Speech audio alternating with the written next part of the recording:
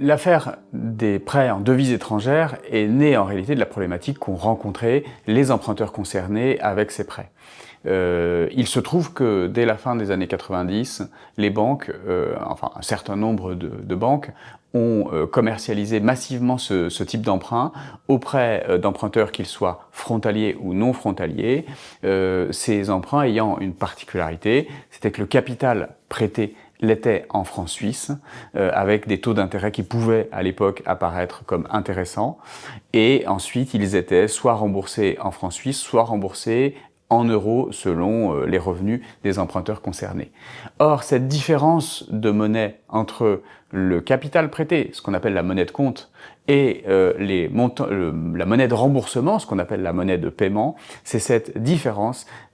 entre les deux monnaies qui introduit ce qu'on appelle une clause d'indexation implicite, ce qui conduit l'emprunteur, en réalité,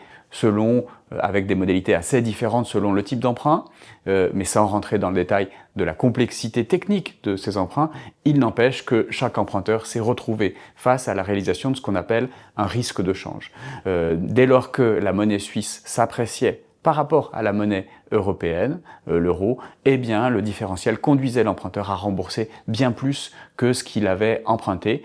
Et pour lui, ça n'était pas prévisible ou prévu lorsqu'il avait conclu le contrat. Et c'est de cet endettement excessif découlant de ce type de prêt, de la mécanique de ce type de prêt,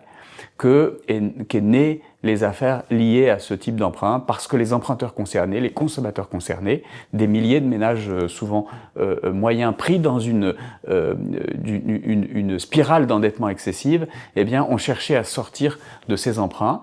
Dans un premier temps, ils ont d'abord évidemment sollicité les banques concernées pour essayer de trouver des solutions avec les banques, et voyant souvent, la plupart du temps, une forme d'intransigeance de ces banques à leur égard, eh bien, ils ont dû se tourner vers des avocats. C'est comme ça que sont nées les affaires judiciaires autour des emprunts qu'on a ensuite qualifiés de toxiques. Tous ces emprunteurs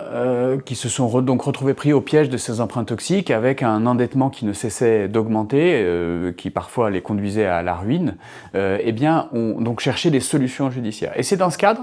que, au début des années 2010, précisément à l'été 2011, un certain nombre d'emprunteurs, regroupés dans un collectif, qu'on a appelé ensuite collectif Helvetimo, ont décidé de s'adresser à mon cabinet pour envisager une défense judiciaire. Et dans ce cadre, eh bien, l'étude de leur situation individuelle, de leur dossier, d'abord a montré qu'il y avait en réalité un contentieux sériel. Ça n'était pas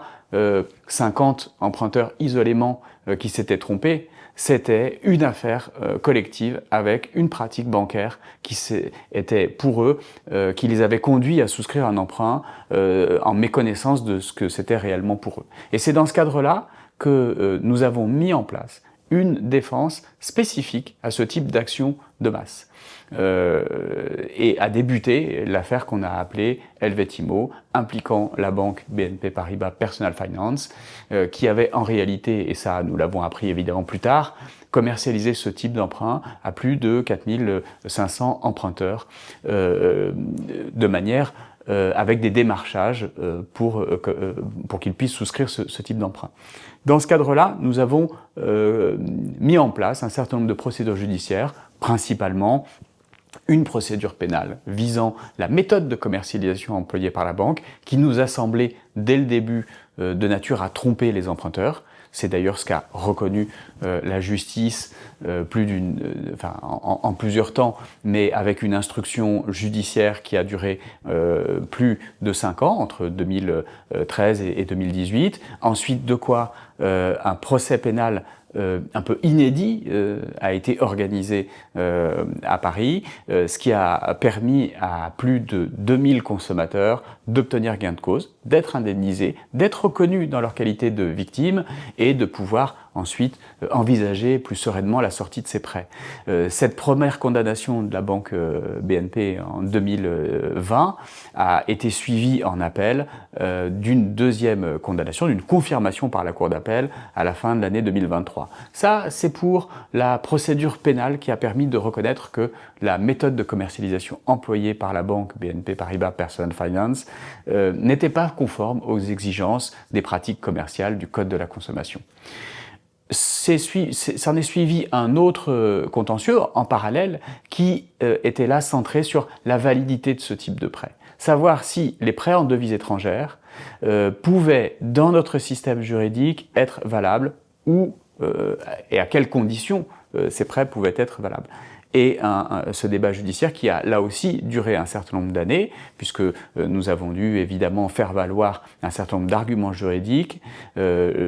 principalement sur ce qu'on appelle le droit des clauses abusives, devant les juridictions, d'abord en première instance, ensuite en appel, en cassation. Il se trouve que la jurisprudence française, en tout cas jusque dans les années 2019-2020, a refusé de reconnaître que ces prêts ne comportait pas d'informations suffisantes, a refusé de reconnaître que ces prêts comportaient ce qu'on appelle des clauses abusives. Et il a fallu effectivement solliciter la Cour de justice de l'Union européenne pour qu'elle vienne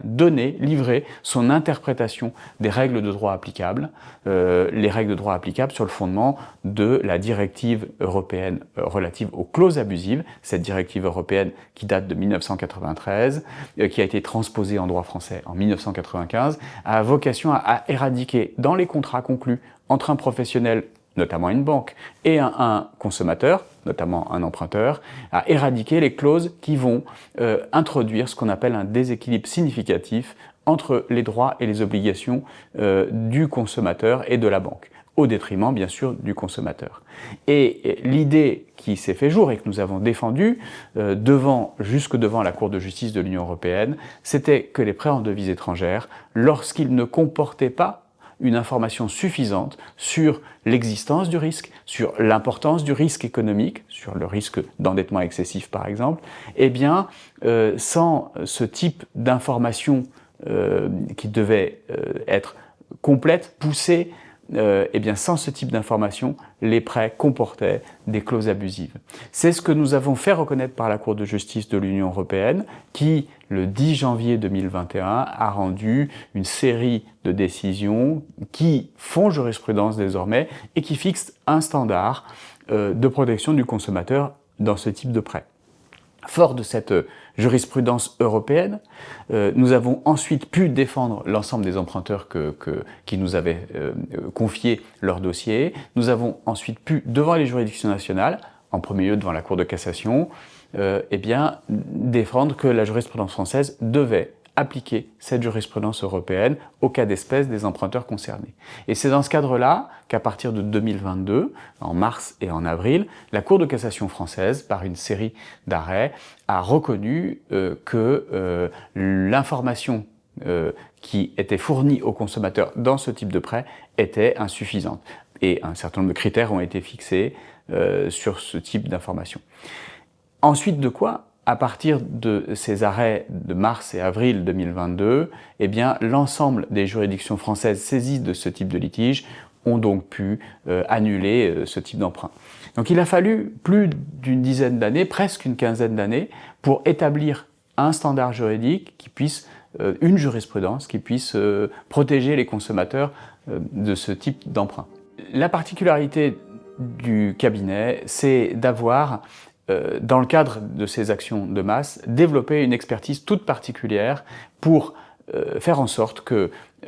dans les actions sérielles, dans les actions de masse, eh bien, la force du collectif soit au service de l'individuel.